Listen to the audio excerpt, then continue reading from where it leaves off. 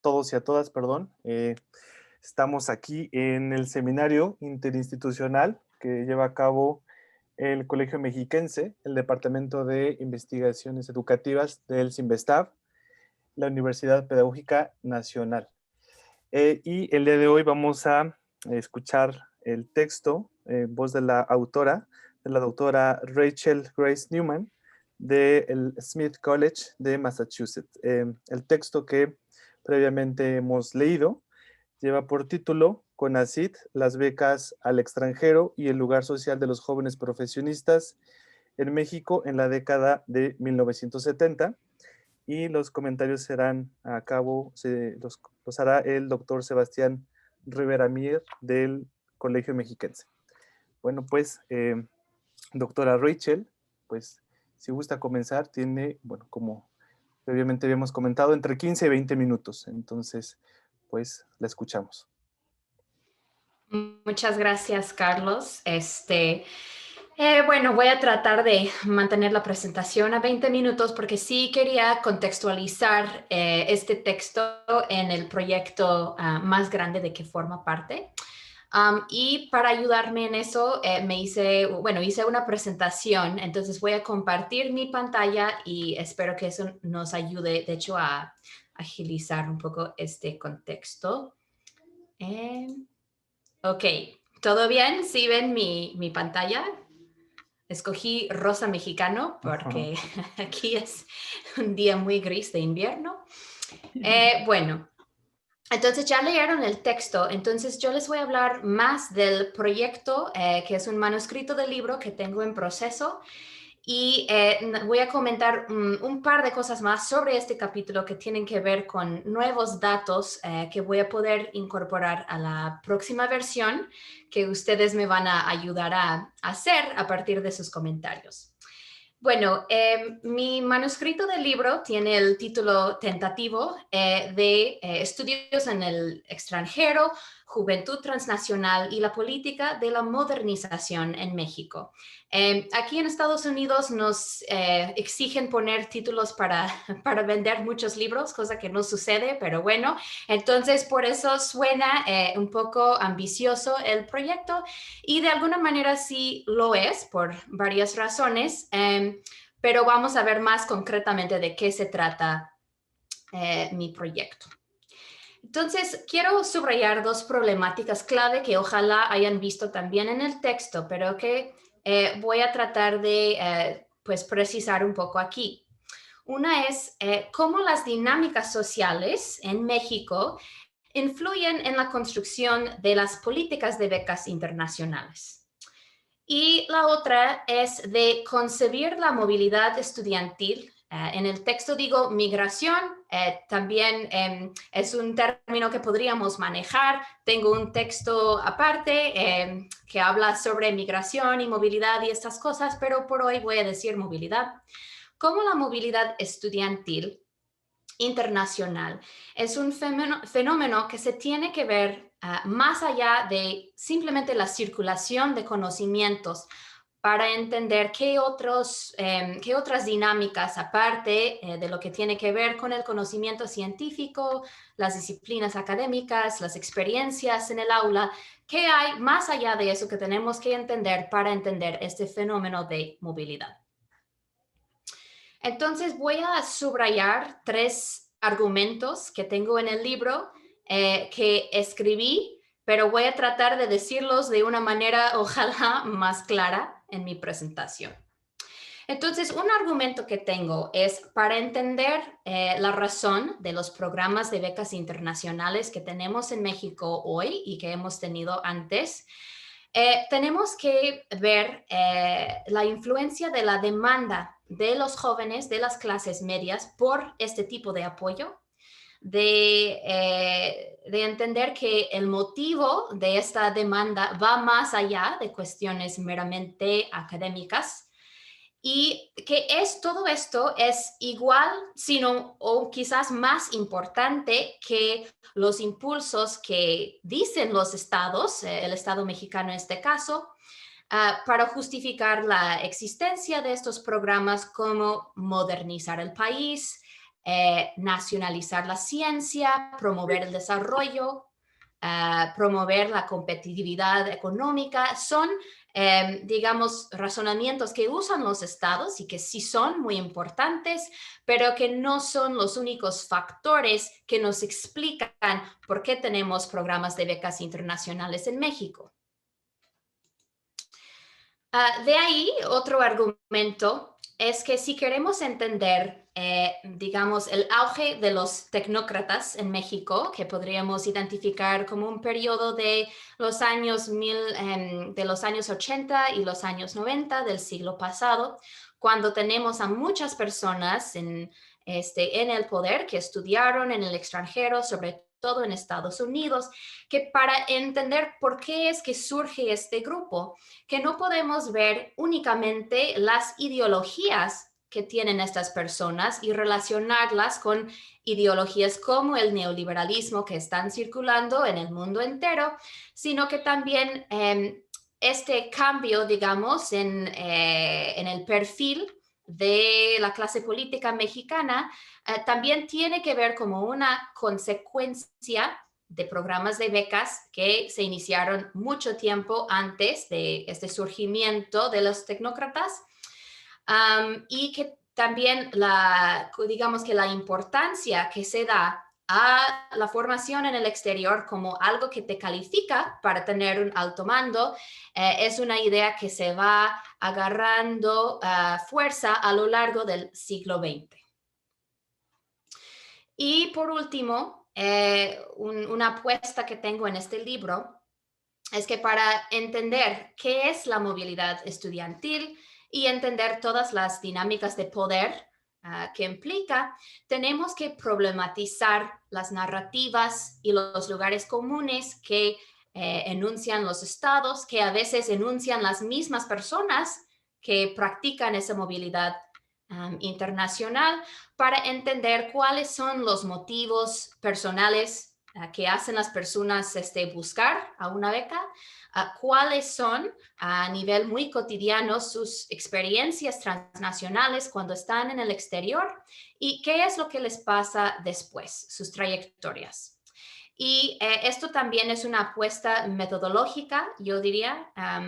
En mi libro yo hago uso de la historia cultural, de la social y de la política para tratar de entender estas diferentes facetas al mismo tiempo y que aunque no se ve muy bien en el capítulo que leyeron, los niveles analíticos de lo cotidiano y de lo íntimo sí son muy importantes en otras partes del libro y considero que son sumamente importantes, imprescindibles para entender el fenómeno que estoy estudiando.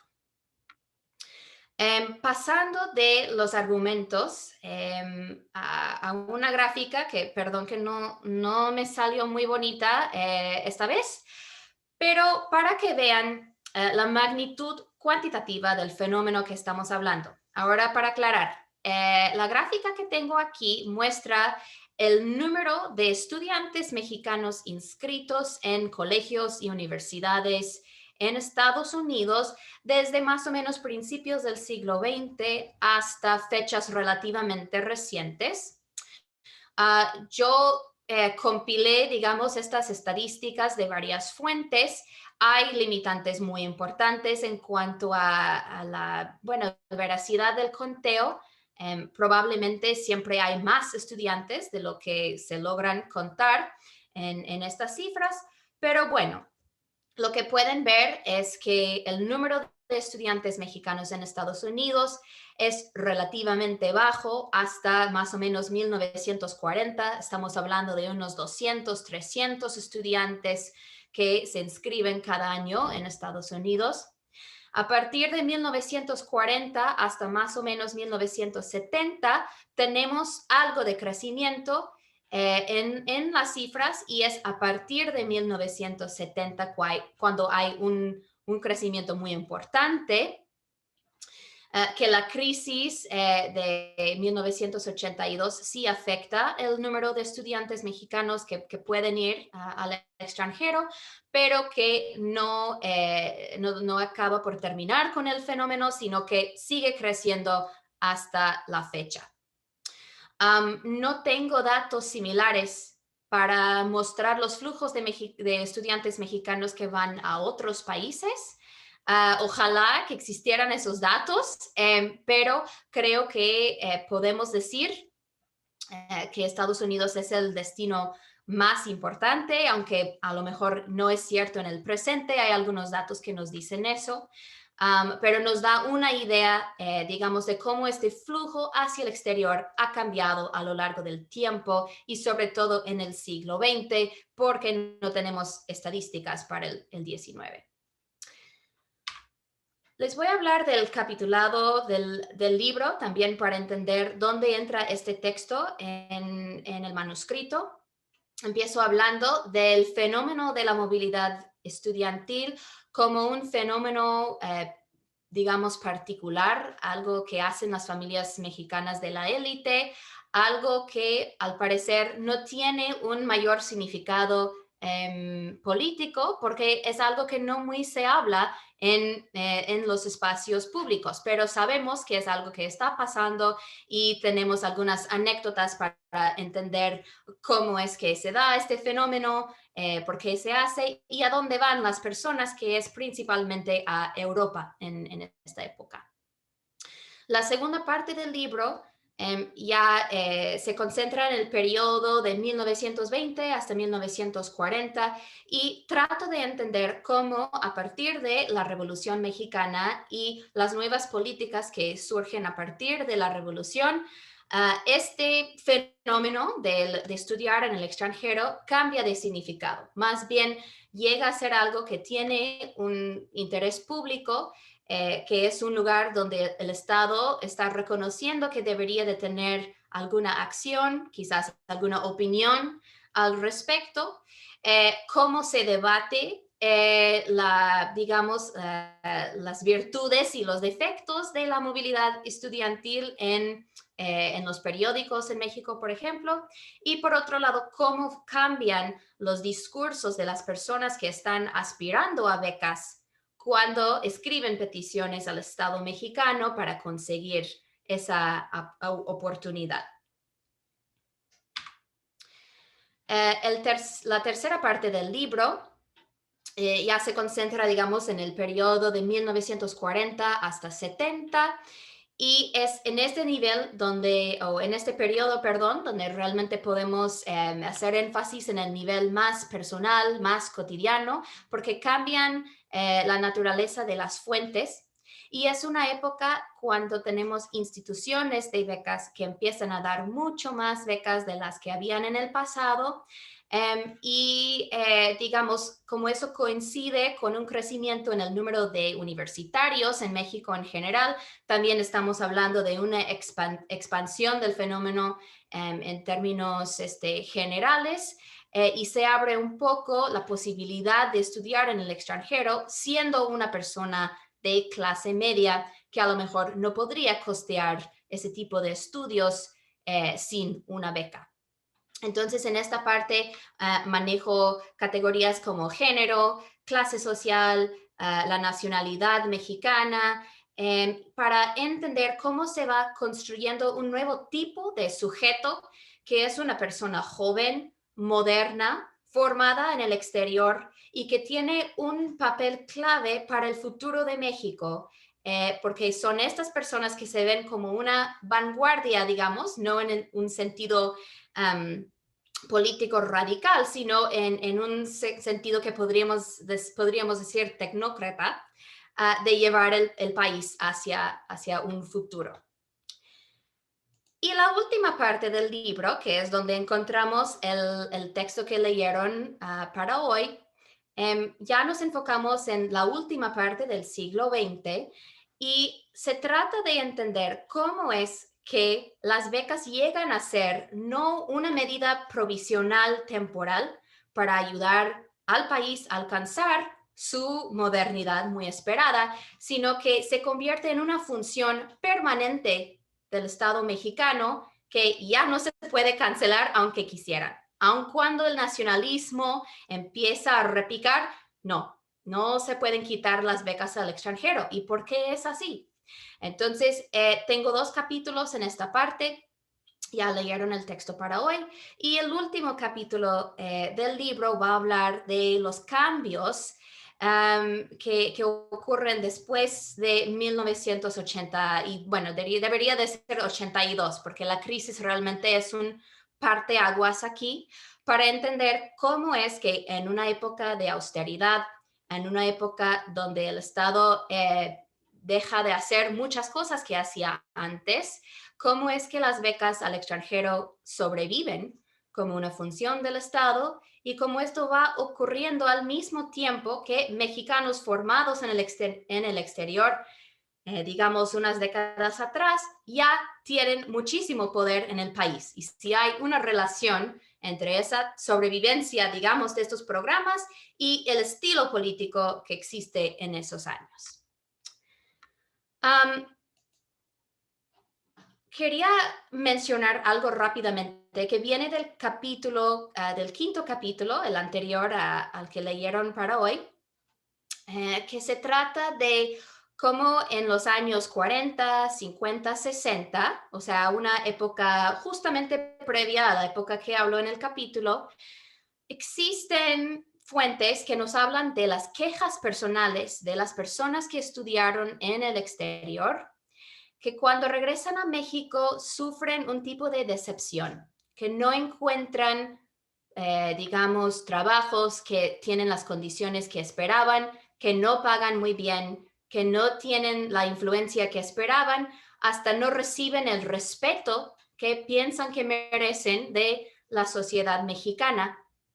Y se comenta en fuentes así dispersas, no muy públicas, pero sí empezamos a identificar una narrativa que las personas tienen para sí mismas, que es que como yo estudié en el extranjero, cuando regreso a México, yo merezco o México me debe ciertos tipos de cosas en términos del consumo, del estatus, cuestiones así. En esa época, todo esto es simplemente un problema personal que podemos detectar como un patrón solamente porque, bueno, estamos haciendo una investigación. Lo que cambia, lo que estamos viendo en el capítulo que ustedes leyeron, es que ese problema personal ya se convirtió en una problemática social y nacional, algo que sí se habla en los foros públicos y no es meramente una queja de individuos que se encuentra un poco sin un sentido mayor. Les quería enseñar rápidamente 2 imágenes que hablo en el capítulo y que quité del texto un poco sin querer. Podemos volver a esas imágenes si terminan siendo pertinentes en nuestra discusión. Y para cerrar, les quería comentar que tengo una fuente que no pude aprovechar bien cuando hice la versión de este capítulo que ustedes leyeron, que va a ser muy interesante para entender un poco más de a quiénes daban becas el CONACYT en esta época que estoy estudiando. Resulta que Excelsior publicó una lista de todos los becarios que recibieron becas en un momento en 1974 y aparece en una lista muy fea de varias columnas y varias páginas, pero que tiene una riqueza de datos que al procesarlos vamos a poder sacar conclusiones cuantitativas muy interesantes.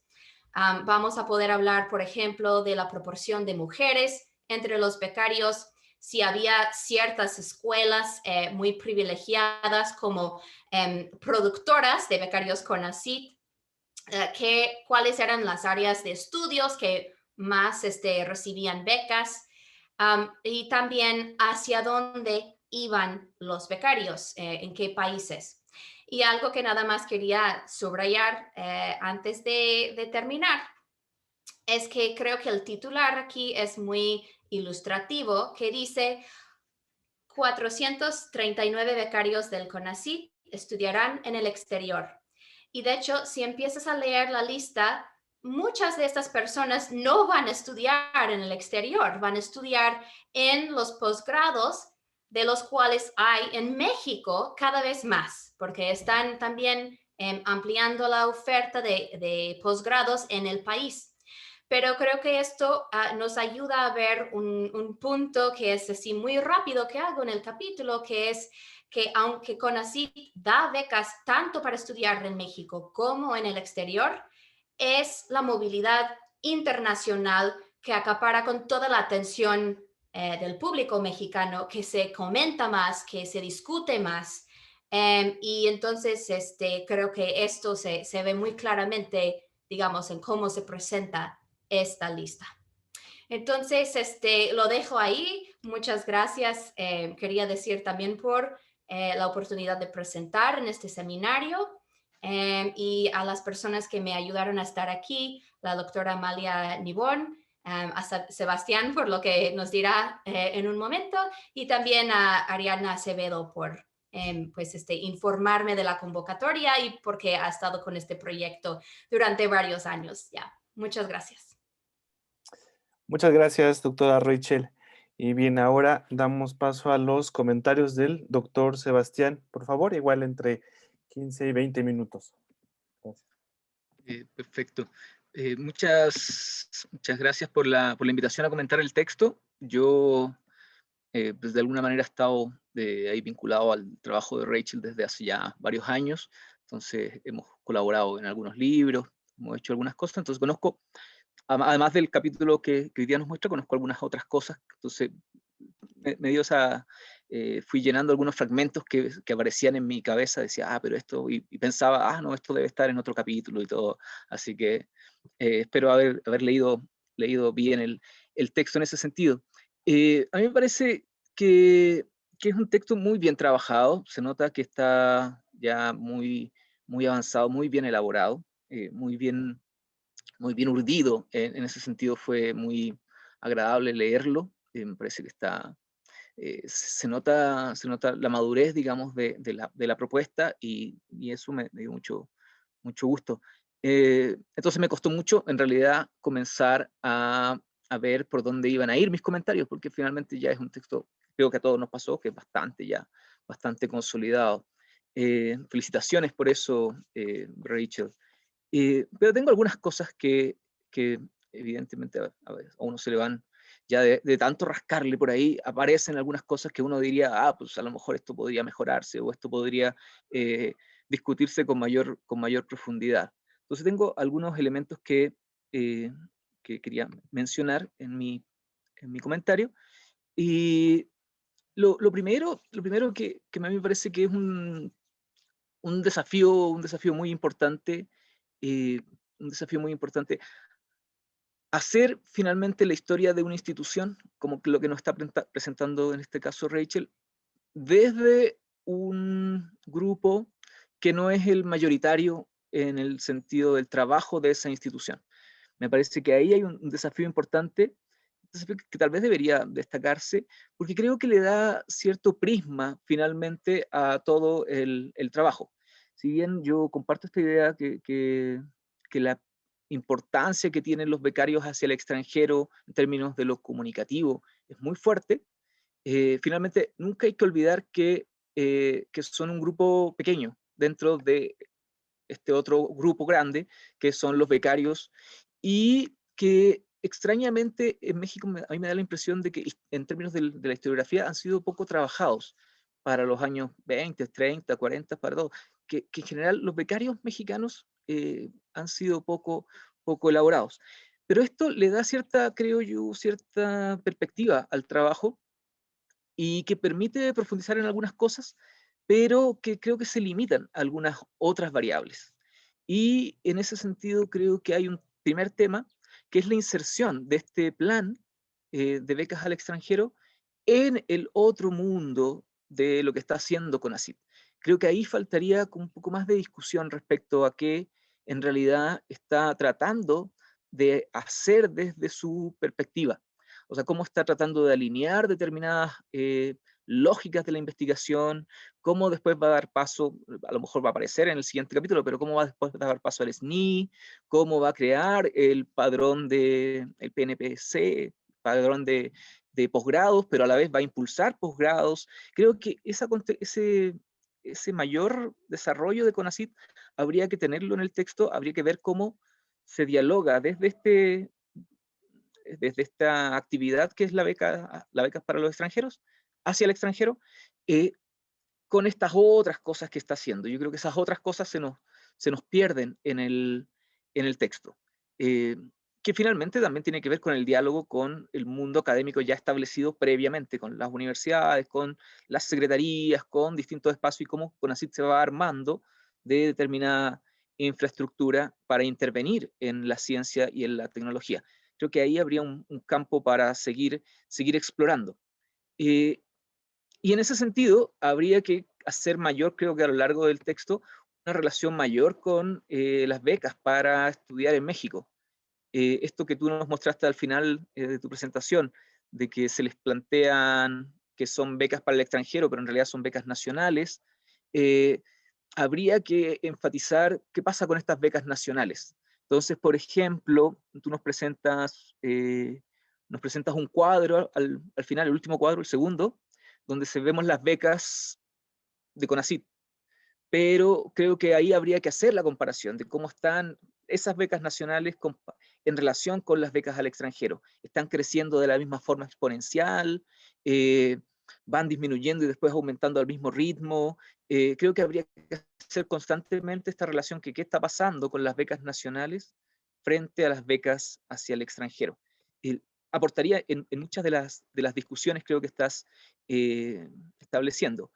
Y aunque me da la sensación de que muchos de los elementos que tienen que ver con la opinión misma de los becarios, con sus experiencias, está en otros capítulos, creo que de todas maneras no sería malo que aquí apareciera en algunas ocasiones, no siempre, no en todos casos, pero en algunas ocasiones se extraña como esa presencia del becario, esa opinión del becario, esa sí, o sea, sí está bien, estoy de acuerdo, que probablemente lo enfoques en otro momento del libro, pero aquí algo tendría que aparecer, algún tipo de forma de referirte a cómo fueron estas experiencias, cómo fueron las propias evaluaciones de estos sujetos respecto a algunos problemas en especial. No que llenes el texto con la experiencia de los becarios por todos lados, pero sí que en algunos momentos claves uno pueda tener este marco, porque además aparecen como figuras estas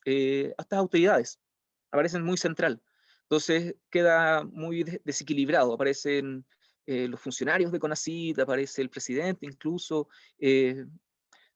regañando, digamos, al CONACYT, pero los becarios, que son el actor principal finalmente de todos estos procesos, está muy ausente. Creo que en ese sentido, habría que ponerle un mayor atención.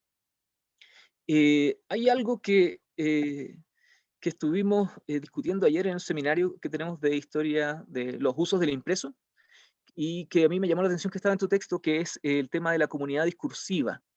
Eh, yo creo que eso pues, me parece interesante cómo se construye esta comunidad discursiva, pero creo que debería estar tratado con mayor profundidad. O sea, cómo se movilizan estos textos, cómo se construyen, quiénes escriben, o sea, el análisis más profundo de lo que significan este intento para hacer esta comunidad discursiva. Creo que ahí hay un campo de análisis que tal vez incluso dé para otro texto, digamos, a lo mejor un texto distinto, pero en este caso queda como que lo anuncias, dices, bueno, es que se construyó una comunidad discursiva, y nos das como esa pista, y uno queda así como, pero ¿cómo? ¿Cómo fue? ¿Cuáles eran sus límites de estas comunidades discursivas? Finalmente tiene límites.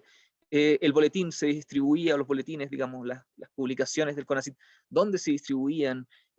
¿Cómo? Todas esas cosas. Y después nos dices algunas cosas que son muy interesantes. El intercambio que tiene un becario con la revista, entonces pareciera que eso podría dar para mayor debate. Y creo, a lo mejor por ahí, si tienes algún texto después, te invitamos al seminario Usos de lo Impreso a debatirlo.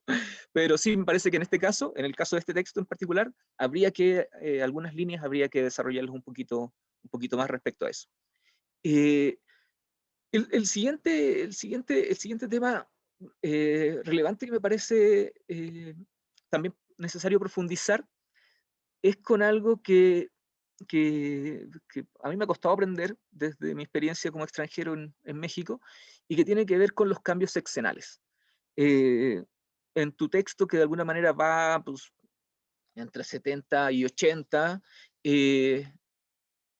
yo creo que está muy claro el aporte de Echeverría, su encontrarse de repente empezando su gobierno con esto y decir vamos para adelante, su crítica, sus idas y venidas, pero nos muestras a un López Portillo que es muy importante antes, pero no nos muestras este cambio que va a tener cuando él se enfrente al proceso. Entonces, creo que ese cambio sexenal del 76 habría que enfatizarlo. Estas variables políticas son muy importantes finalmente hoy día con, bueno, con la situación del país y con el gobierno de López Obrador, vemos cómo finalmente este tipo de instituciones van cambiando. Entonces, eh, hay ahí algo que deberías, creo yo, profundizar. ¿Qué pasó con el 76, con el cambio de gobierno? Ahí hay un tema creo que te daría un poquito más de material para cortar. Y en términos políticos, como partes de esta situación de que las becas de alguna manera intentan controlar a determinada población estudiantil frente a algo que ha venido pasando de movilización y todo eso, eh, a mí me falta la opinión de esos grupos. Me parece que sería necesario que estuviera más presente la opinión de los grupos que están de alguna manera eh, planteándose en contra del gobierno. Y entonces están generando desde el mundo estudiantil o desde el mundo académico voces disonantes. Esa oposición a las medidas gubernamentales, porque claro, hay por ahí algunas disonancias, pero como tú misma lo dices cuando hablas de las discusiones en el Congreso, son disonancias que de alguna manera son cómplices también de las políticas gubernamentales. Tal vez habría que avanzar un poco más sobre esos sectores que vienen criticando las políticas gubernamentales, sobre todo en este ámbito. Eh, y finalmente, para concluir con mis planteamientos más o menos generales, yo, y creo que lo he comentado con varias personas que trabajan sobre este tema de esta relación entre estudiantes y clases medias, yo creo que, pues, no sé, yo creo que hay que discutirlo y que tal vez lo tienes en otro lado, en el capítulo anterior o el previo, eh, pero esa relación entre los valores de la clase media que viajan en avión en la década del 70, pues a mí me conflictúan. O sea, eh, no sé si la clase media mexicana viajara en avión en los años 70. Pues tal vez en los 90, tal vez en los 2000, pero en los 70 yo no sé si estamos hablando de esa clase media al momento de hacer esta relación. No sé si la clase media eh, maneja un inglés tan avanzado como para ir a enrolarse a un posgrado, digamos, a Estados Unidos. Y así, digamos, hay varias cosas de esta idea de que son de clase media que a mí siempre me están llamando la atención. Creo que habría que, me interesa por eso leer el texto anterior, el capítulo anterior, pero esa discusión me parece que da para mucho más, porque a mí me sigue dando la sensación de que quienes salen al extranjero todavía en los 70, si bien hay una parte de clase media, no es mayoritariamente de clase media ese grupo.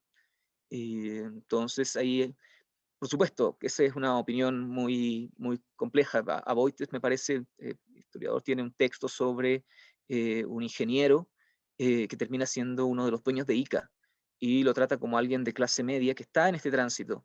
Entonces, oh, es complicado. No sé si las cifras mexicanas dicen que el 50% o algo más del 50% del 1% más rico piensa que es de clase media. Entonces, ese tema yo creo que hay que discutirlo y requiere mayor debate. Esos son temas como generales del texto, y ahora algunas cosas como específicas y particulares. Lo primero, algo que tiene que ver con mi propia interés investigativo, eh, una nota a pie de página que tiene sobre los exiliados. Yo creo que ese tema habría que subirlo al texto, habría que discutirlo, eh, porque Echeverría es muy proclive a recibir exiliados, es muy proclive a abrir estos espacios, pero también abre muchos lugares académicos que van a ser llenados por estos exiliados. Entonces, a mí me da la impresión, desde la lejanía, digamos, tal vez por ahí alguien me corrija, pero que eso pudo generar precisamente mucho debate respecto a, tú estás becando a gente para ir al extranjero a estudiar, estás esperando que vuelvan, pero en realidad le entregan los puestos en el colegio, en el Colegio de México, en los distintos espacios que se crean en los 70, en la UAM, por ejemplo, a un amplio espacio de exiliados. Creo que ahí habría tema también para revisar algunas cosas. Extrañé muy puntualmente la comparación con las becas al revés, las becas de extranjeros para llegar a México, que da la Secretaría de Relaciones Exteriores. Tal vez por ahí podría salir algo. Son grandes programas, son masivos. Yo fui uno de esos becarios en algún momento, entonces, y firmaba, entonces me acuerdo de eso, y creo que ahí habría como algún tipo de comparación que se podría hacer que a lo mejor es beneficiosa para el trabajo. Y algo más que se podría decir sobre las carreras. Yo no sé si ahí tengas los datos, pero cuando hablas como de algunas áreas, tal vez podrías seguir bajando a nivel de algunas carreras en específico. Ayer discutíamos sobre lo que significaba la bibliotecología, la enfermería y la pedagogía como carreras feminizadas, por ejemplo, frente, ahora tú nos planteas alguna otra, pero habría que tal vez bajar a carreras para ver algunas variables que también podrían incidir en los planes del CONACYT. Y finalmente, yo creo y finalmente ya esto es como, ya pedirle como un extra, mi deseo para Santa Claus, o Papá Noel, no sé cómo se le dice acá. Que hay un debate ya hoy día muy, muy grande instalado sobre el tema de la fuga de cerebros y cómo en realidad los gobiernos les saldría mucho mejor apoyarse y, y aprovechar a los extranjeros que se quedan fuera, porque finalmente son los capaces de construir lazos con su país de origen mucho más fuertes que si vuelven. Entonces, ahí hay varias líneas de debate y yo creo que tal vez podrías recuperar algunas para enriquecer aún más el texto. Eso te digo ya que eso sería como pedirle mi carta a Santa Claus. pero sería interesante entrar en ese debate actual sobre lo que significa y la conceptualización de la fuga de cerebros y su crítica a ese modelo. Eso, muchas gracias por invitarme a comentar y muchas gracias por el texto, Rachel.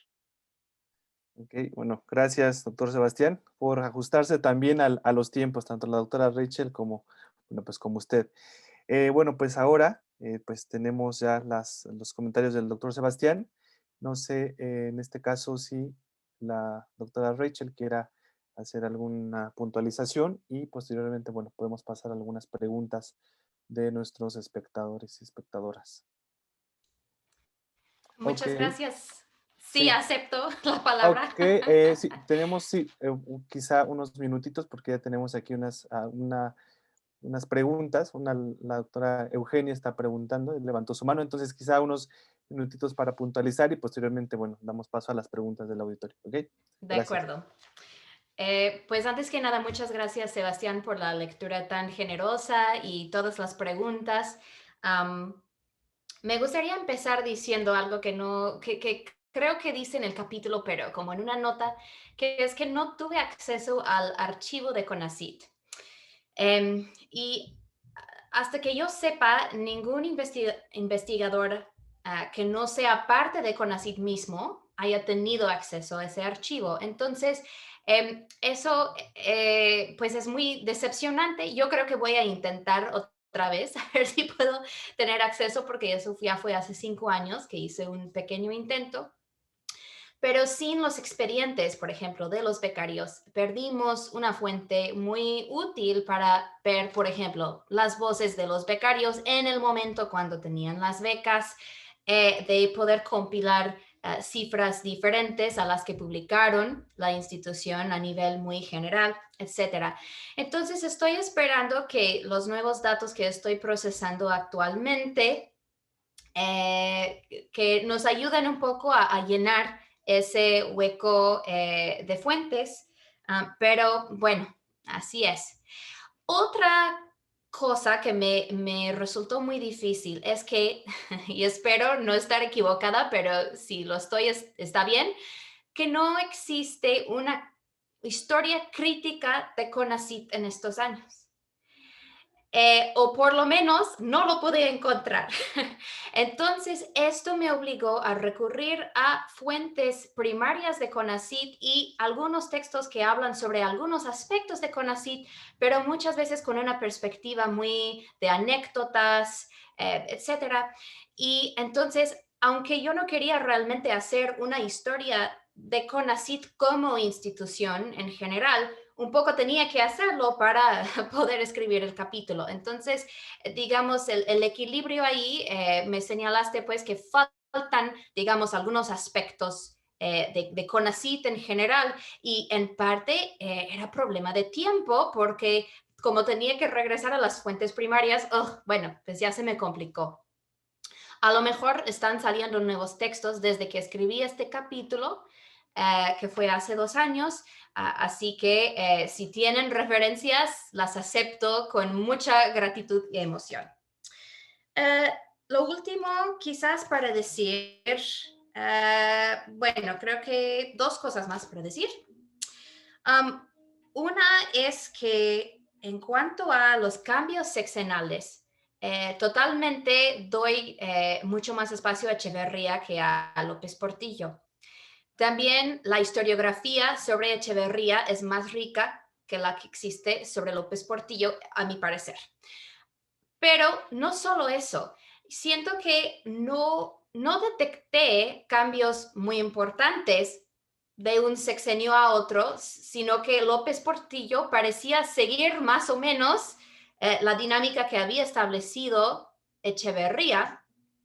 Lo que sí cambia es que el director de CONACYT, bajo López Portillo, tiene una personalidad muy extrema, podemos decirlo de alguna manera, y esto sí quizás influyó más en la institución. Pero me estás haciendo pensarlo más, y si es cierto que el cambio sexenal no fue tan importante, esto también sería importante remarcarlo, porque sería menos usual. Sobre las clases medias, sí, lo hablo más en otros capítulos, pero creo que por el momento lo que podemos decir es que existen muchas maneras de definir a una clase media, que las clases medias en México siguen siendo clases privilegiadas porque es un sector minoritario hoy en día y aún más en el pasado, y que pues ante las dificultades metodológicas de definir una clase media que funcione para todos los espacios y todos los tiempos, etcétera, lo que me llama la atención de los discursos de los becarios es que subrayan la modestidad, digamos, de lo que esperan. Por ejemplo, solo quiero tener lo necesario para vivir decentemente. Quiero tener un sueldo decoroso. Solo quiero poder, no sé, tener un cochecito para ir al trabajo y regresar a mi casa, que es una cita que tengo en otro capítulo. Y bueno, yo también quiero todo eso. Pero realmente tratan de hacer una diferencia entre lo que esperaría una persona de la élite como lujos, o sea, lo excesivo, y se aferran a la idea de que merecen más que un simple trabajador, etcétera, ¿no?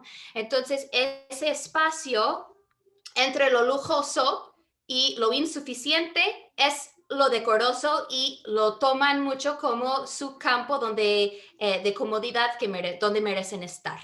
Entonces, quizás en ese sentido, mi exploración de clase media va en términos de lo discursivo, un poco más que en términos de sueldos o cosas así, pero en otras partes del libro sí hablo un poco más concretamente del aspecto material.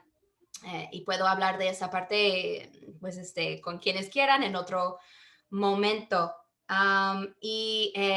Voy a dejar pendiente la plática sobre las publicaciones de CONACYT porque son buenísimas y como que las amo y traté de no desviarme demasiado en el capítulo hablando de esos, pero hablaremos en el futuro, Sebastián. Gracias. Ok, gracias, Rachel. Bueno, pues ahora, sin más, damos paso a las participaciones, así que si gustan levantar su mano. En primer lugar, empezamos con la doctora Eugenia. Gracias, muchas gracias, Rachel, por un texto tan interesante, tan estimulante, tan bien trabajado, y muchas gracias, Sebastián, por tus comentarios. Disfruté mucho la lectura y debo decir que yo lo leí más que desde la historia del financiamiento de la educación en los 60s y los 70s. Lo leí desde mi propia experiencia de becaria y lo leí desde una reflexión muy del presente sobre política científica y sobre cómo está cambiando la política científica en los últimos años, ¿no? Y en ese sentido, tu texto da muchas pistas, muchas claves para entender cómo se fue construyendo este discurso de la relación entre ciencia y desarrollo. Bueno, así se llamaba la revista esta CONACYT, ¿no? Cómo se construyó en México esa relación que parece que seguimos sin cuestionar entre ciencia y desarrollo. Medio no la cuestionamos, o sea, cuando los científicos hoy en día protestan por los recortes al financiamiento, apelan o invocan esa relación entre ciencia y desarrollo como si fueran las palabras mágicas. No, ya no le hablan, ya no dicen desarrollo, porque la palabra desarrollo está un poco fuera de moda, pero es como si la palabra mágica, o sea, lo que necesita México es ciencia, invertir en ciencia. Para salir de la pandemia hay que invertir en ciencia. Y esta tensión entre la definición de las necesidades nacionales, bueno, hoy día los famosos PRONACES, los Programas Nacionales Estratégicos, y la cuestión de la libertad individual de los investigadores, pues es una tensión que está ahí desde que se fundó CONACYT y que sigue estando presente, ¿no? Hasta donde yo lo veo. Ahora, algo que yo me preguntaba a lo largo del texto, y creo que tiene que ver con las cosas que te preguntó Sebastián, es ¿cómo relacionas todo el tema de la política de becas y de becas al extranjero con las políticas de promoción de la ciencia de CONACYT? Pues, o sea, ¿cómo se relaciona ese mundo del fomento de becas? Aunque tú señalas muy bien que CONACYT nació prácticamente como una institución dedicada a dar becas, pero bueno, ¿en qué momento, cómo, cuándo empiezan a dar dinero para proyectos de investigación, los programas de posgrado? Y si hay, y bueno, y eso fue cambiando en los 70, los 80, los 90, y entonces si la política de formación de cuadros de investigadores en el extranjero va a la par con las políticas de fomento de la ciencia, digamos, a nivel nacional, más allá de las becas, si van en carriles diferentes, ¿no? Si van por los mismos carriles, eso me preguntaba todo el tiempo, ¿no? Y más allá me preguntaba, a raíz de un texto de Imanol Ordorica que leí hace un tiempo sobre los términos de la relación entre el Estado y las instituciones de educación superior en los 70s y cómo esos términos se han transformado, ¿no? Cómo se fueron transformando y en qué medida eso se observa o no en la promoción de becarios. Cito un texto de Ordorica porque me sale mejor si te lo cito que si te lo cuento yo. Ordorica y Navarro del 2006, donde dice: Antes, cuando el Estado era, se refiere sobre todo a los 70s, cuando el Estado era el organizador principal de la acumulación de capital y el articulador de la identidad nacional, tanto el otorgamiento de recursos públicos sin requisitos establecidos para la provisión de bienes o servicios y sin exigencia de rendición de cuentas, como la autonomía jurídica, organizativa y administrativa de las universidades, estaban basadas en una relación implícita de confianza de la sociedad frente a las instituciones de educación superior. Y luego cuenta, bueno, y fin de la cita. Luego Dorica entonces cuenta cómo los términos de esa relación se fueron trastocando con la introducción del, bueno, con el neoliberalismo, con la disminución de recursos y la introducción de los sistemas de pago por mérito, ¿no? Mérito individual, el Sistema Nacional de Investigadores, todos los sistemas de estímulos al interior de las universidades, como los programas de excelencia, a eso se les da, a los otros no se les da, como un sistema de rendición de cuentas.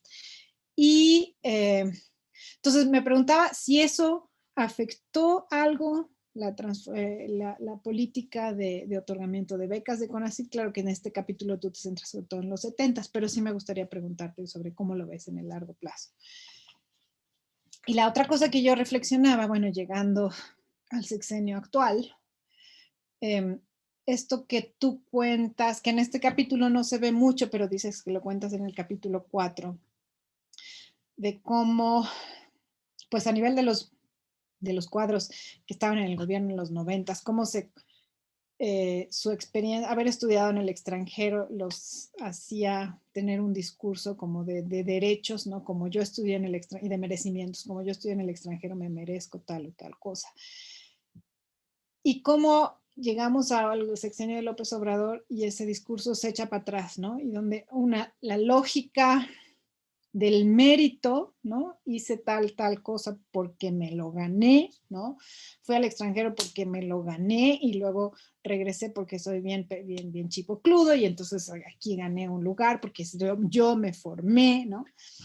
Por una lógica, al menos cambia por lo menos en el discurso del presidente y de muchos de los, inclusive, no tanto en CONACYT están pasando otras cosas, pero en la élite política, de la lógica del mérito, de la retórica del mérito a la retórica del privilegio, ¿no? Salieron los privilegiados, ¿no?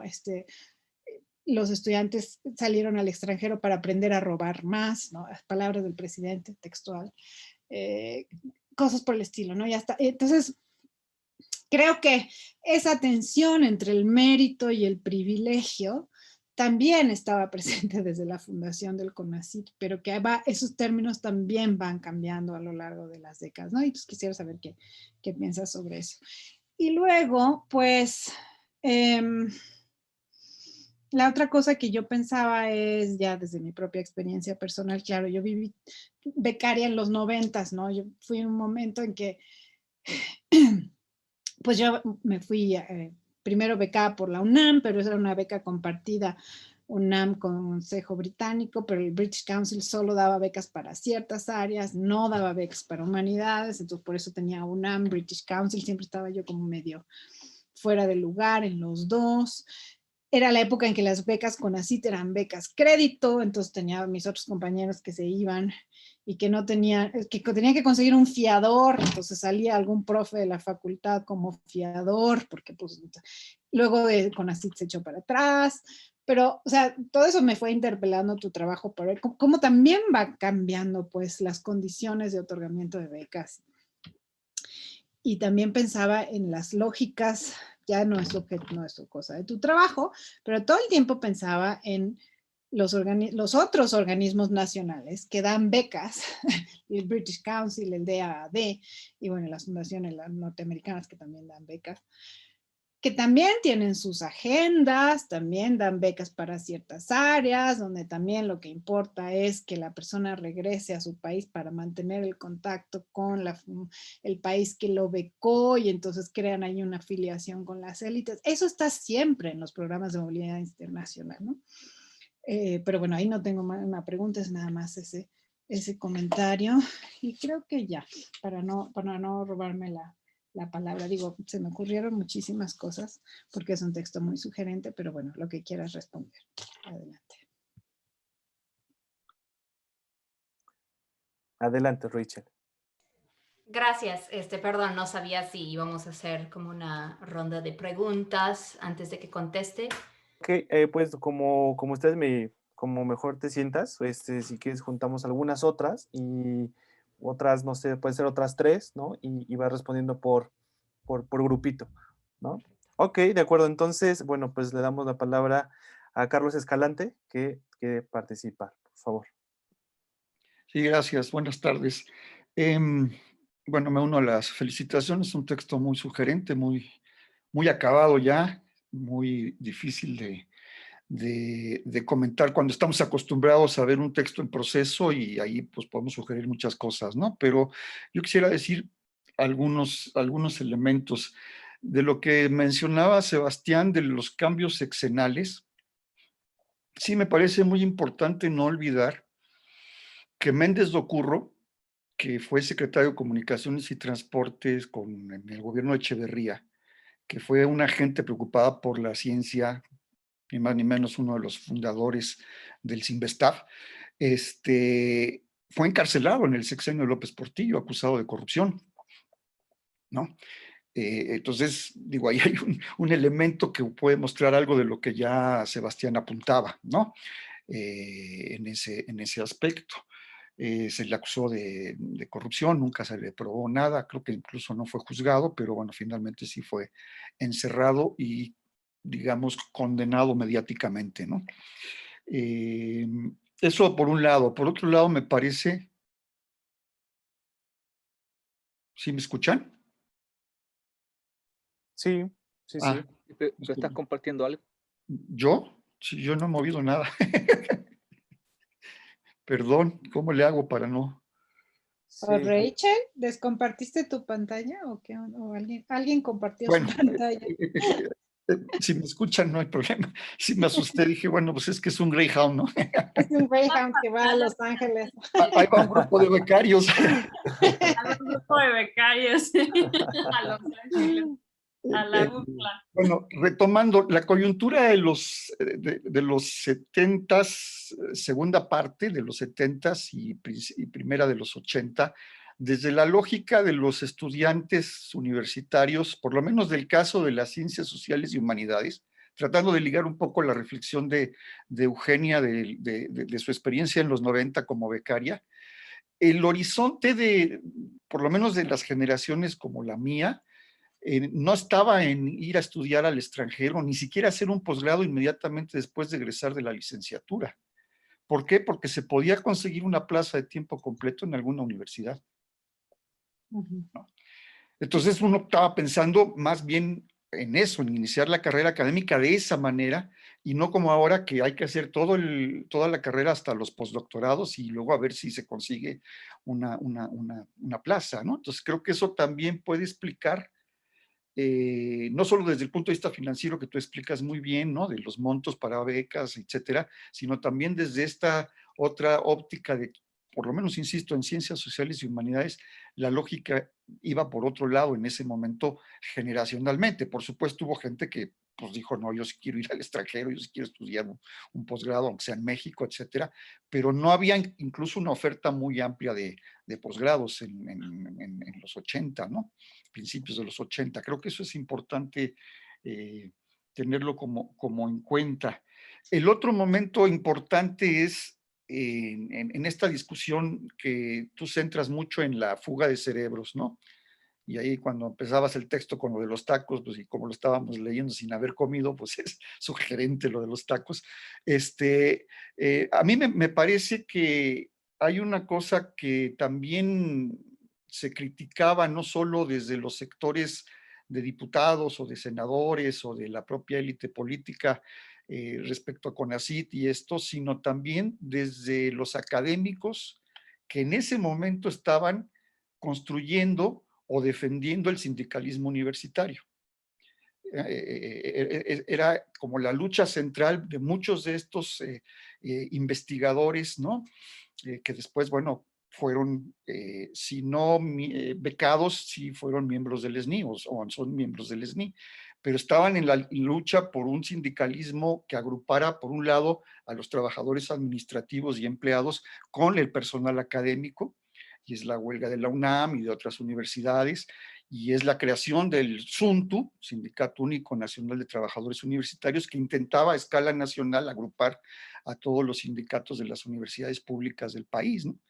Y la mirada de esa izquierda pensante, de esa izquierda, digamos, universitaria, estaba más pensada en eso que en la idea de una ciencia y de un horizonte en ese sentido, ¿no? Más bien era por ese lado. Incluso cuando se empieza a crear el SNI, hay una crítica muy fuerte de estos sectores diciendo que esto lo que va a tener como consecuencia es romper con la idea de gremio, con la idea de trabajo colectivo en la investigación, ¿no? Algo que a lo mejor fueron medio visionarios, ¿no? Porque se tendía a individualizar el trabajo, por la cuestión esta ya mencionaba también un poco Eugenia, de los méritos individuales, etcétera, ¿no? Entonces creo que ahí faltaría ver esa parte, cómo visualizó, ¿no?, esta política de formación de investigadores, de formación de cuadros para el desarrollo o para el progreso o para una sociedad distinta.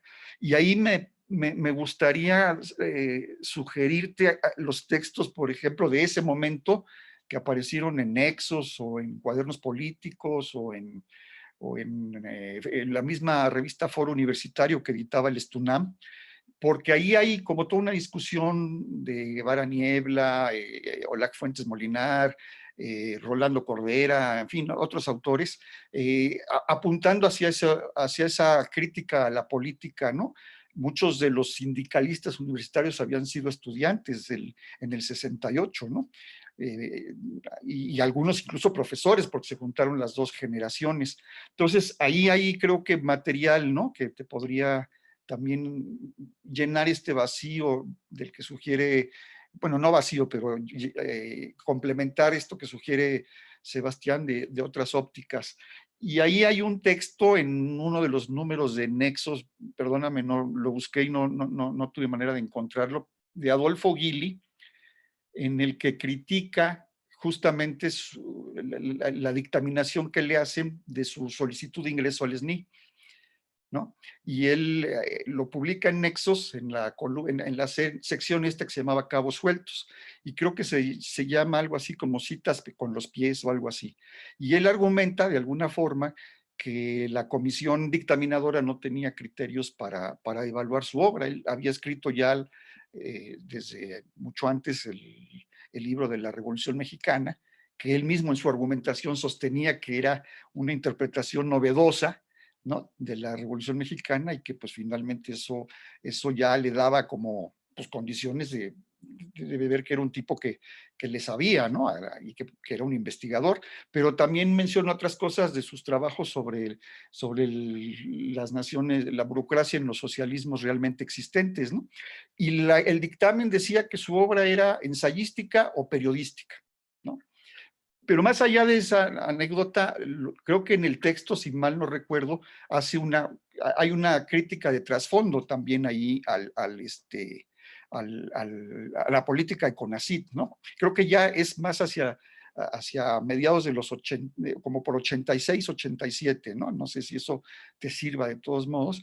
Y es que también yo veo en tu texto críticas, por ejemplo, de gente del Partido Popular Socialista, pero esta otra izquierda, del Partido Comunista, del Partido Revolucionario de los Trabajadores, de la que Guili era en ese momento dirigente, también permeó mucho de esta discusión, ¿no?, que no sé si estará en otros capítulos o, como dice Sebastián, en algún futuro texto. Muchas gracias. Gracias, Carlos. Bueno, en el chat nos llegó una pregunta de Brenda Valderrama. Ella pregunta, quisiera preguntar cómo se analizó el papel de las entidades federativas en la definición de las áreas prioritarias para la asignación de becas al extranjero. Bueno, esa es la pregunta que nos hace Brenda Valderrama. Y bueno, no sé si ahora está bien con esas 3 preguntas o podemos dar la participación a alguien más, como nos digas, Rachel. Perdón, estoy escribiendo como loca. No Sí, pasa yo nada. creo que sí podemos comentar Ok. algunas cosas y Y damos seguimos. paso a las siguientes. Ok, gracias. Claro, no voy a poder contestar muy bien a todas las buenísimas preguntas, pero estaba apuntando todo y Eugenia y Carlos voy a estar escribiéndoles para pedir bien las referencias y todo. Espero que no les moleste. Para empezar con la última pregunta de Brenda Valderrama, o sea, si la pregunta es cómo identificaron las áreas de prioridad, eso no me queda claro. O sea, y yo creo que es precisamente por no tener acceso a discusiones internas de CONACYT, por no tener acceso al archivo, lo que se ve es en las publicaciones lo que son las áreas prioritarias ya decididas. Pero lo que sí podemos remarcar es que estas áreas se van cambiando y hay algunas pistas en las fuentes publicadas que nos hacen saber que las áreas que interesaban a los aspirantes a becas no eran exactamente las mismas que CONACYT quería dar. O sea, que había como una demanda más grande para áreas como ciencia de la administración, por ejemplo, y bueno, quizás querían dar más becas para ingeniería química o no sé. Entonces, pero creo que el papel de las diferentes disciplinas y las diferentes opiniones sobre las disciplinas es algo que podría fortalecer en el capítulo. Bueno, Carlos, muchas gracias por los comentarios y lo de Méndez Ocurro.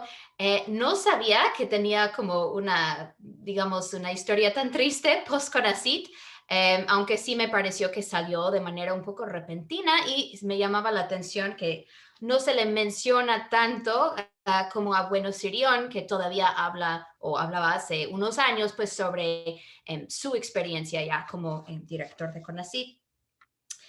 Y creo que sí es muy pertinente en general todo lo que tiene que ver con cómo se concibe al académico, no solamente como una persona que produce conocimiento, sino como un sujeto social, como un trabajador, como un ciudadano que merecen, a qué tienen derecho, que son cosas distintas. Y creo que el sindicalismo universitario es una muy buena manera para empezar a redondear esta cuestión, aunque creo que no voy a poder profundizar tanto en eso en este proyecto, pero creo que nos ayudan las personas que tienen becas al extranjero porque son un poco el punto del iceberg y precisamente por ser muy visibles es a partir de sus experiencias que podemos empezar a explorar esas cuestiones que a mi juicio todavía no se hablan lo suficiente. Y sobre todo porque en algunos casos son políticas muy interesadas, ¿no? O sea, de qué necesitamos nosotros, cómo deberíamos vivir nosotros, y por eso no son políticas tan atractivas como las izquierdas más militantes, podemos decir. Cito algunos textos de Nexos, por ejemplo, no sé si en este capítulo, yo creo que sí, pero yo creo que sí hay más material para explorar. No encontré para esta época críticas muy, muy fuertes, ni bueno, critican a CONACYT por su burocracia y por su forma de funcionar y por lo que no hace que debería de hacer, etcétera. Pero lo que no muy estoy viendo en esta época, por lo menos hasta yo pude ver, son personas diciendo nadie debería de estudiar en el exterior o que acabemos con las becas al exterior o algo así. Cuando sí se hablaba de esa manera era en los años 30, durante un periodo muy corto, en un evento que que menciono en otro capítulo, donde asesinaron a 2 estudiantes mexicanos en Estados Unidos. Y ahí se lanza todo un debate internacional sobre el asunto y en ese momento sí hay personas que dicen que mandar los jóvenes mexicanos al extranjero desperdicia los recursos del Estado, los pone en peligro, es algo antinacionalista, ya no deberíamos hacer eso más. Y hay grupos de estudiantes socialistas, por ejemplo, que reclaman el hecho de que los gobernantes mandan sus propios hijos a estudiar en el extranjero. Pero a partir de ese momento, que podríamos decir que es como un momento bajo para lo de estudiar en el extranjero, no encontré críticas muy visibles, públicas, exigiendo algo tan extremo, sino que las críticas ya dan por hecho de que sí, las personas tienen que estudiar en el exterior, que sí hay que haber becas para esas personas, pero hay muchos debates sobre el cómo y cuándo y a quiénes, etc.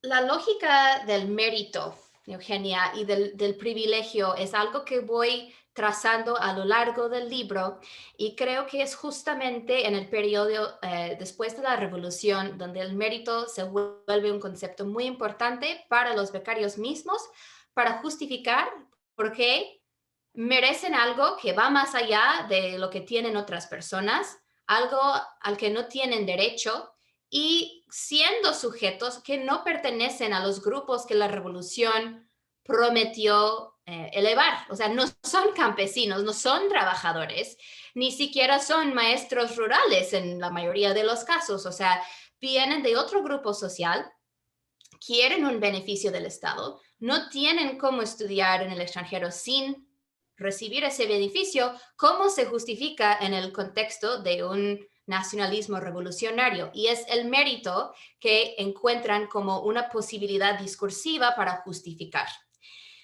Yo diría que no realmente podemos decir si funcionó o no como una estrategia narrativa en las peticiones de becas de los años 20 y 30, pero lo que sí vemos muy claramente es cuando se institucionalizan las becas a partir de 1940, y tenemos instituciones como el Banco de México dando becas y después a CONACYT, que la idea de que tienes acceso a esas becas por méritos es como una parte fundamental de los requisitos, del proceso de selección, etc. Hay otras lógicas para justificar un programa de becas, como la necesidad económica, que los becarios también utilizan con mayor o menor grado de éxito, y eso es también algo que trazo en el libro. Pero creo que sí, la idea del mérito es fundamental, y de hecho diría, quizás lo hubiera puesto, que creo que el mérito es una lógica política muy importante en México, quizás no generalmente, pero para algunos sectores sí, y sobre todo en Estados Unidos nunca se habla de eso, porque aquí lo que quieren saber es la violencia, la corrupción, narcos, etcétera, ¿no? Entonces yo creo que hay que ver cómo la desigualdad se puede ir, de hecho, haciendo peor, aún usando una lógica como la de mérito. Para otro día. Lo dejo así. Ok, gracias, Rachel. Bueno, pues tenemos con turno de pregunta. Previamente había levantado la mano Juan Beltrán, registré su participación, pero después la bajó. No sé si quiera preguntar. Creo que, a ver si nos escribe en el chat. Me parece que no. Bueno, tenemos la participación de Diana Méndez. Si gustas preguntar, adelante.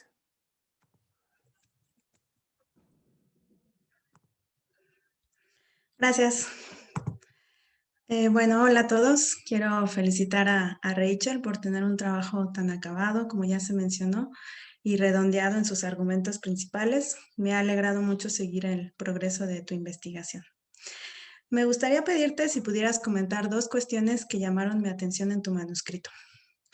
La primera es sobre el papel de becarios y graduados en el extranjero en el diseño de los diferentes proyectos que buscaban organizar el otorgamiento de becas.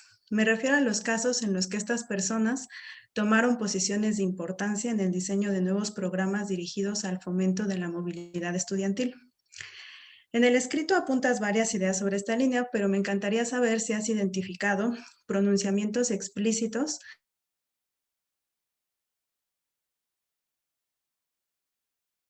preparación de estos planes. Pienso que esto podría apuntar hacia la construcción de la imagen de un tipo particular de especialistas en la administración de la movilidad académica.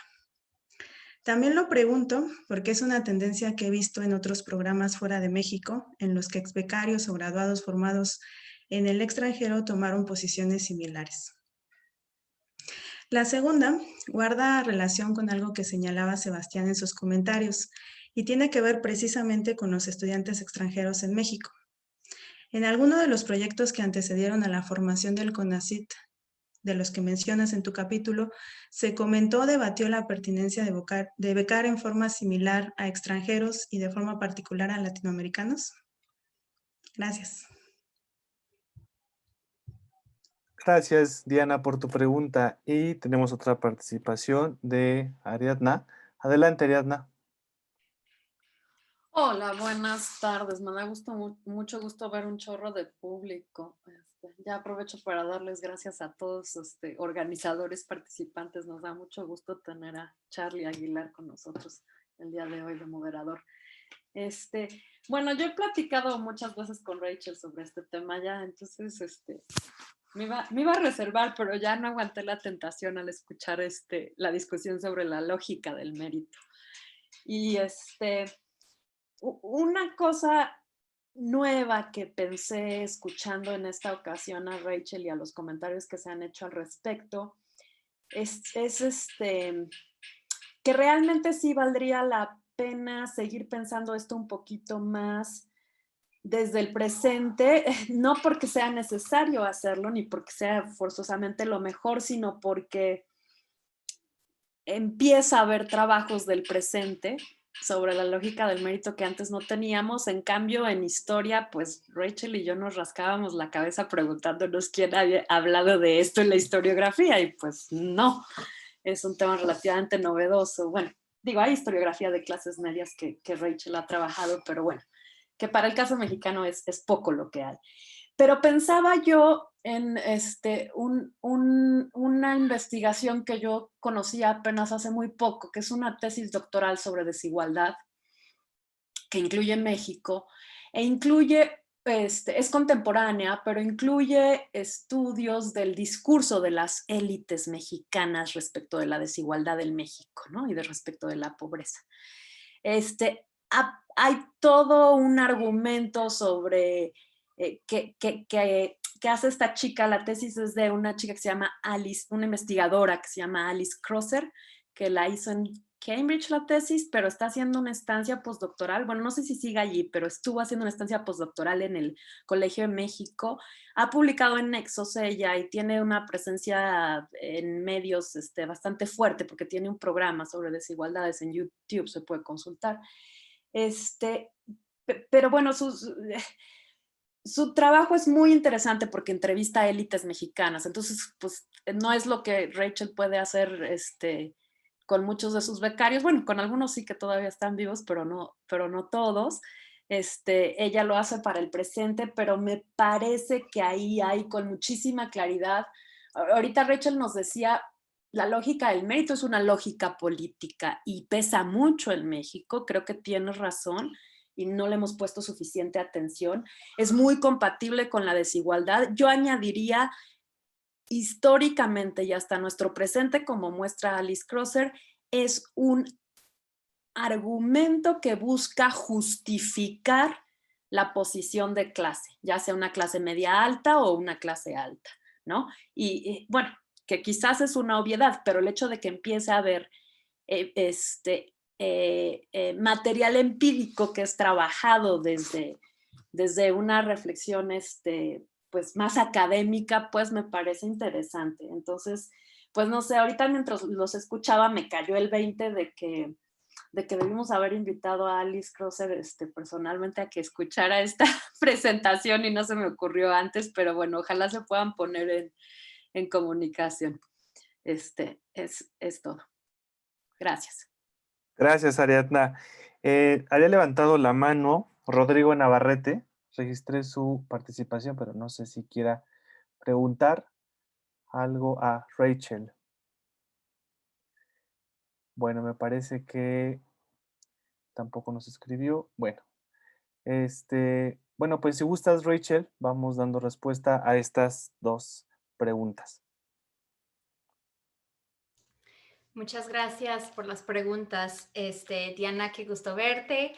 Em, se cortó un poquito, no sé si solo para mí, pero en tu primera pregunta, pero entendí que era sobre el papel de ex becarios como para diseñar o para administrar programas de becas para generaciones posteriores. Y bueno, es un fenómeno que veo en muchas ocasiones durante el periodo muy largo que estudio en este libro, que las personas que abogan por la importancia de estudiar en el extranjero siempre resulta que estudiaron en el extranjero también. Y si bien no tienen una formación particular en administración de programas académicos, que también es una especialidad muy, muy nueva, diría yo, que las personas sí terminan creando nuevas generaciones, digamos, en su propia imagen. Y eso sí me parece muy importante para ver cómo hay una relación entre generaciones, cómo ese fenómeno se va expandiendo a lo largo del tiempo y que cada vez que regresa un investigador mexicano a México después de estudiar en el extranjero, tiene la oportunidad de formar relaciones con estudiantes en México y decirles, ustedes también deberían de estudiar en el extranjero, y así se va como bola de nieve expandiendo el fenómeno. No es algo que haya podido comprobar de manera cuantitativa, digamos, pero sí lo traté de hacer en el capítulo mostrando que de las 17 personas que eran titulares de comités en el proyecto donde diseñaron a CONACYT, que 13 de estos 16 estudiaron en el extranjero. Entonces sí podemos ver, digamos, cierto tipo de patrón. Lo que es muy interesante, y me recordó que no contesté esa parte de los comentarios de Sebastián, es que mis fuentes sobre estudiantes mexicanos que van al extranjero muy raras veces hablan del fenómeno inverso, ¿no? De extranjeros que van a México para estudiar, que México recibe. Y es muy interesante, digamos, esa falta de vínculo. Pero también me hace no saber tanto sobre aquel fenómeno como quizás debería, aunque mencionaría que yo también soy ex becaria CONACYT y que estudié en México una maestría. Así que creo que debería de ponerlo en el texto en algún punto, porque sí soy, digamos, una persona interesada y personalmente afectada por los temas que hablo. Sí, entonces voy a pensar eso más, cómo diferentes movilidades estudiantiles internacionales se relacionan en lo discursivo o en lo administrativo o no, y por qué. Quizás deberíamos pensarlo juntos. Gracias.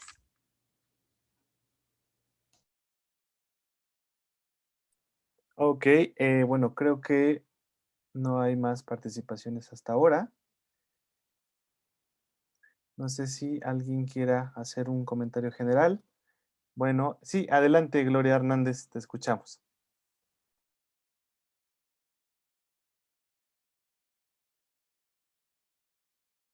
Tienes tu micrófono apagado, Gloria. Gracias, Listo. muchas gracias, Carlos. Daba las gracias por la invitación y por darme la oportunidad de leer este capítulo que a mí me gustó muchísimo, muchísimo de verdad, porque yo he trabajado mucho más la relación Estado-Juventud, pero desde las juventudes más precarizadas.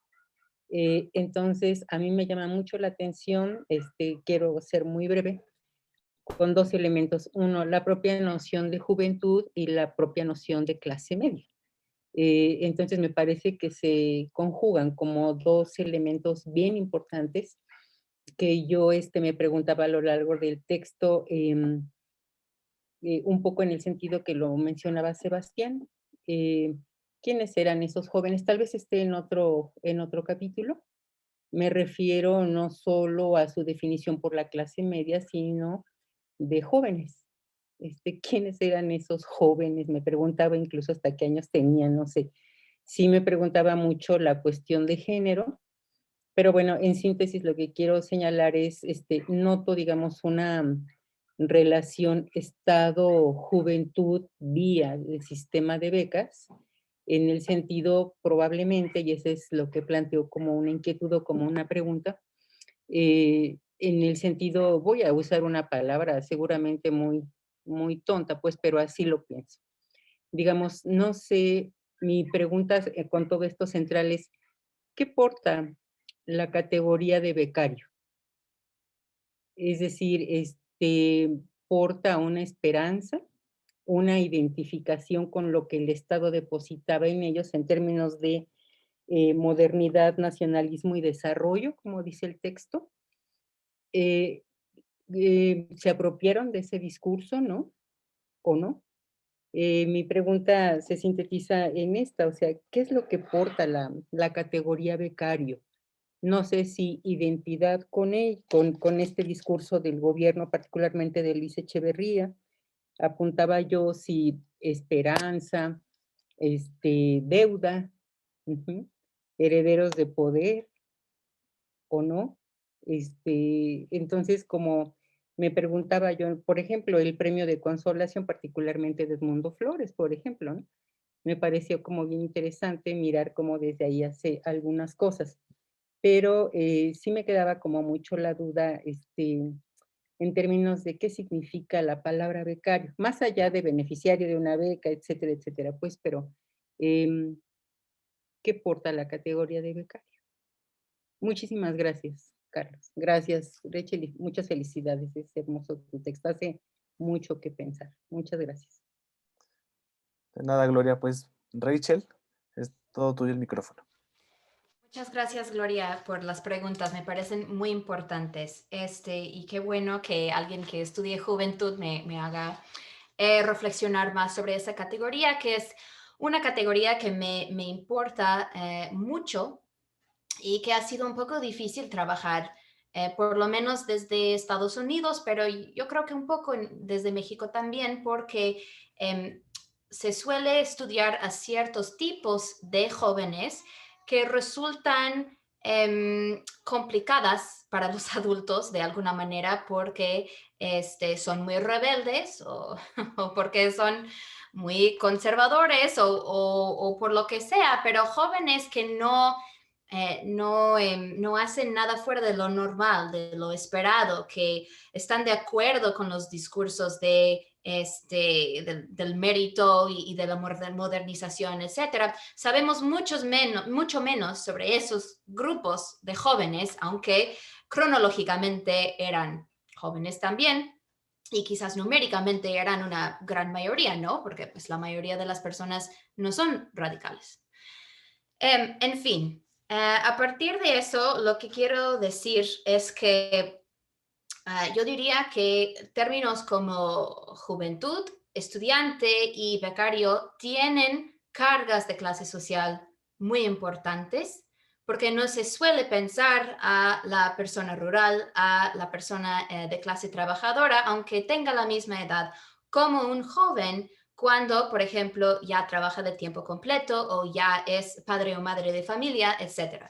Entonces, yo creo que quizás el uso de esos términos nos exige hablar de clase social. En el caso particular de mi trabajo, yo creo que una carga muy importante de la palabra becario es porque las becas permiten a los estudiantes no trabajar. O sea, la beca viene a sustituir un sueldo y por eso libera a los estudiantes de la necesidad de cómo manejar múltiples identidades como estudiante y también como trabajador al mismo tiempo, o por lo menos eso es lo que se espera. Ahora, como muchos sabrán, hay becas que no son muy jugosas, que no te dejan con la opción, sino que buscar un suplemento de algún tipo, pero lo que siempre se esperaba es tener una beca amplia para no tener que trabajar. Y hay muchas fuentes en donde los estudiantes hablan y también las personas que administran programas de becas hablan de la importancia de no combinar estudiar con trabajar, porque trabajar quita tiempo de los estudios. Son dos cosas que son contradictorias. Uno hace mal al otro. Entonces yo creo que obviamente esa resistencia al trabajo remunerado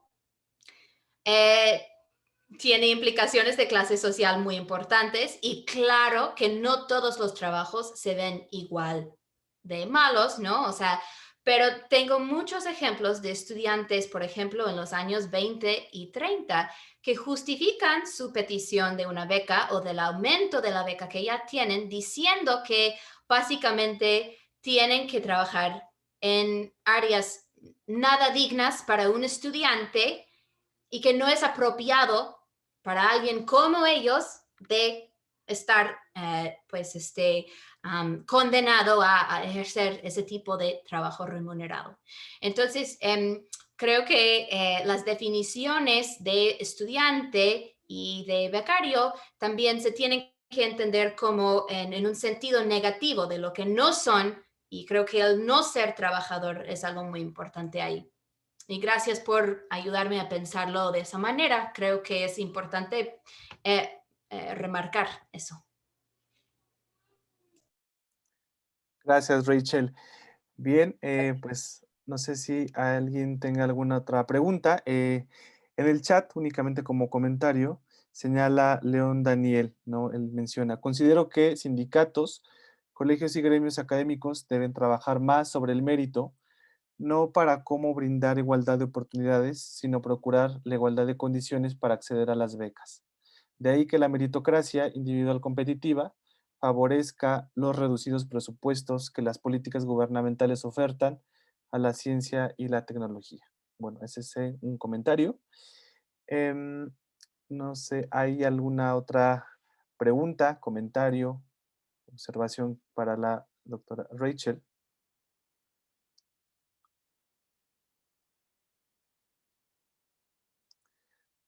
Quizás yo me gustaría hacer, preguntarles algo a ustedes. Sebastián mencionó hace mucho y olvidé contestar lo que faltan las voces de los becarios en este capítulo y esto tenía que ver con las limitaciones del archivo, pero también porque mi método de buscar personas para entrevistar no me ayudó a encontrar becarios con así. Pero con la fuente que les enseñé, donde tengo más de 400 nombres y apellidos de personas, ahora sí vamos a ver la posibilidad de entrevistar a algunos miembros de ese grupo, si se pueden localizar y si están disponibles para incorporar un poco más de sus reflexiones. Hay algunas dificultades metodológicas utilizando las historias orales para hablar de las cosas que me interesan, que pueden imaginar, pero creo que sí valdría la pena. Pero lo que quería decirles a ustedes es que si conocen a personas que tenían becas CONACYT en los años 70 y 80 y que estudiaron en el extranjero, pues me interesaría mucho tener su contacto porque podemos realizar esas entrevistas por Zoom, ¿no? Es muy fácil y de esa manera pues me podrían ayudar un montón con el trabajo. Entonces, pues creo que tienen mi contacto si tienen algún dato para pasarme y se agradece mucho. Gracias. Okay. No, gracias a ti, Rachel. Juan Beltrán me parece que había levantado la mano, que podría ser la última intervención de este seminario.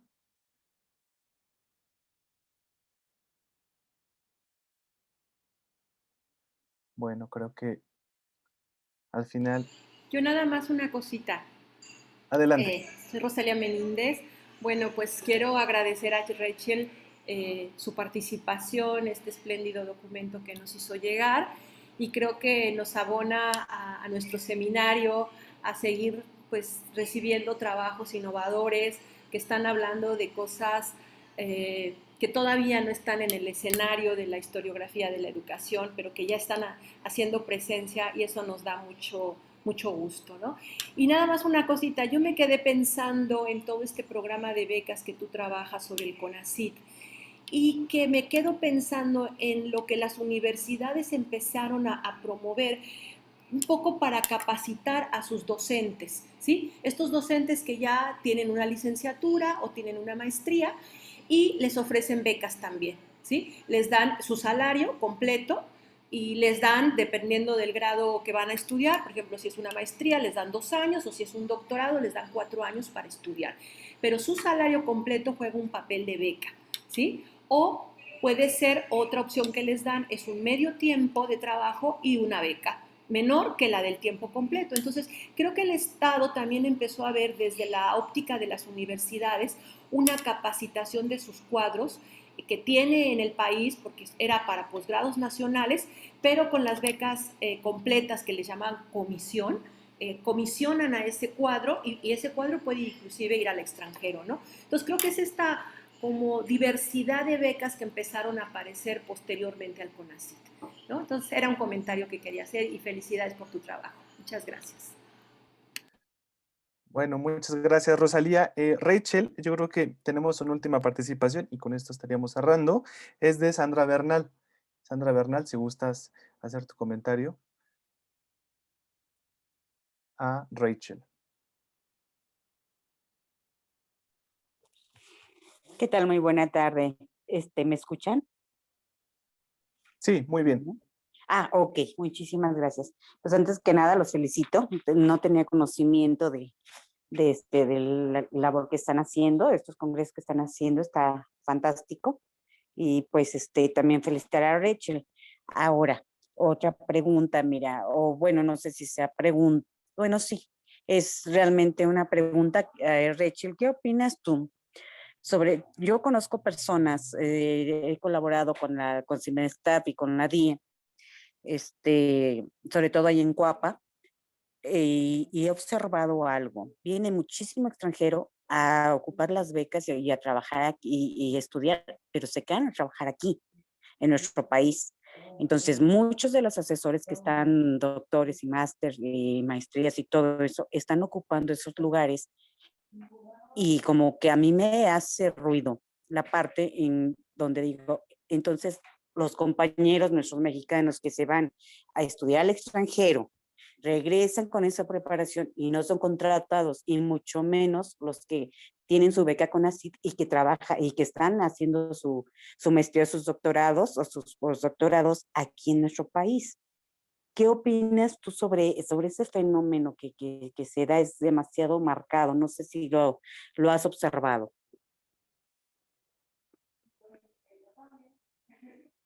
Adelante, Rachel. Muchas gracias por los comentarios. Rosalía, qué bueno que mencionas eso de como la capacitación de docentes de universidades particulares. Y de hecho, esto es un fenómeno que sí es previo a CONACYT. Y voy a explicar por qué.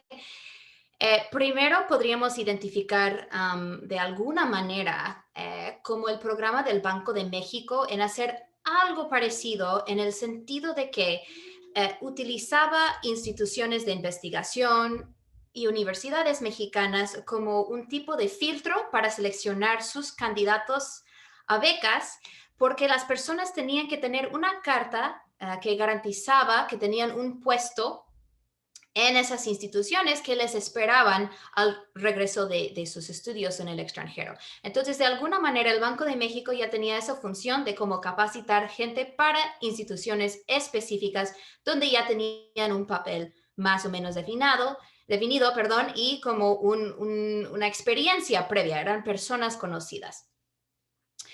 También la Fundación Rockefeller, que es una institución gringa y que daba becas a muchos mexicanos en diferentes áreas entre, los años 20 hasta más o menos 1970.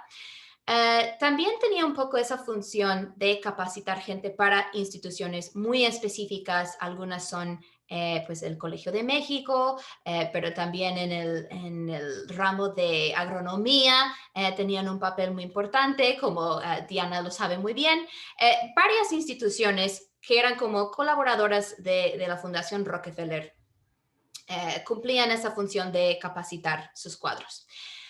Por último, hay un programa de Estados Unidos basado en Harvard que daba becas a mexicanos, pero a latinoamericanos en general, que eran docentes de universidades de provincia.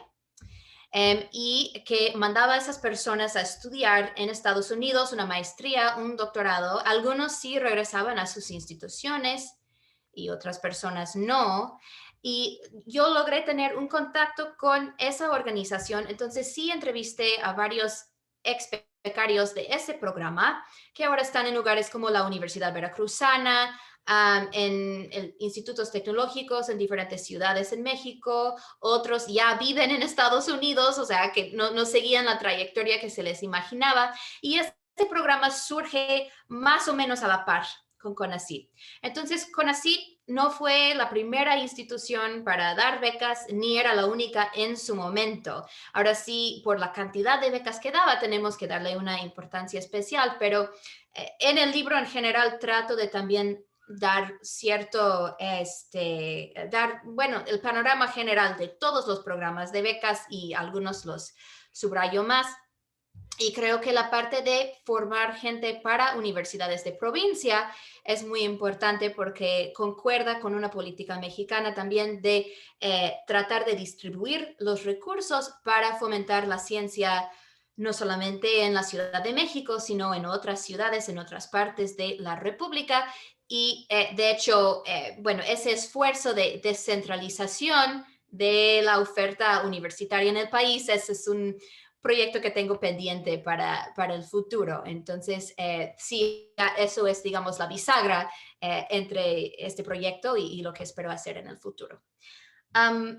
Sobre mi opinión sobre el papel de los extranjeros en las instituciones y las becas, pues creo que lo que es bueno para la nación es una pregunta que siempre va a ser pendiente cuando estamos hablando de la administración de recursos nacionales para cuestiones que sí cruzan las fronteras. O sea, si estamos hablando de mexicanos que salen de México o si estamos hablando de personas que llegan a México desde diferentes países. Entonces, por lo menos desde la Revolución Mexicana, no hemos podido hablar de la movilidad académica sin hablar de cómo se define el nacionalismo y cómo los flujos más allá de la nación pueden fortalecer, de hecho, lo que es bueno para la nación o hacerle daño. Y creo que siempre habrá opiniones diversas sobre esta cuestión en particular. Entonces, es bueno mencionarlo porque es una pregunta que siempre se va a hacer. Y me interesa estudiarla y estudiar las respuestas más que tener una opinión personal al respecto. Gracias. Ok, bueno, pues muchísimas gracias, Rachel. También agradecemos todas las preguntas de las personas.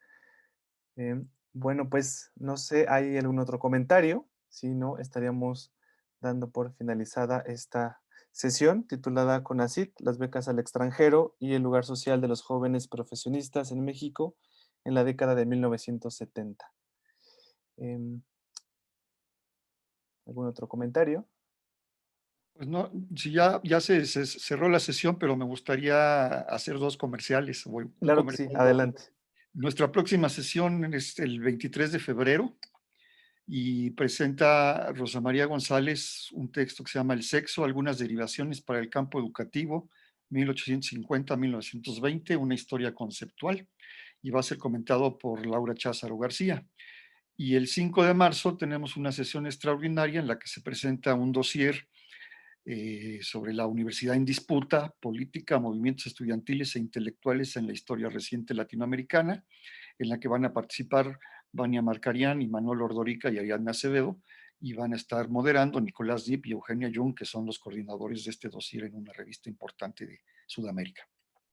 Ok, bueno, pues muchísimas gracias por el comercial, Carlos. Bueno, pues ya tenemos ahí fechas que anotar en la agenda. Bueno, pues sin más, agradecemos a las instituciones convocantes, al Departamento de Investigación Educativa del CINVESTAB, a la Universidad Pedagógica Nacional y al el Colegio Mexiquense. Pues Rachel, muchísimas gracias. Sin duda fue un texto muy apasionante, aprendimos mucho y bueno, pues como todo, nos quedamos con muchas ganas de que pronto veamos la publicación completa. Muchísimas gracias, Rachel. Muchísimas gracias a las personas participantes y nos vemos, bueno, pues en el 23 de febrero entonces. Hasta luego. Gracias a todos. Luego. Hasta luego. Luego, Hasta cuídense luego. mucho. Muchas gracias. Gracias, hasta luego.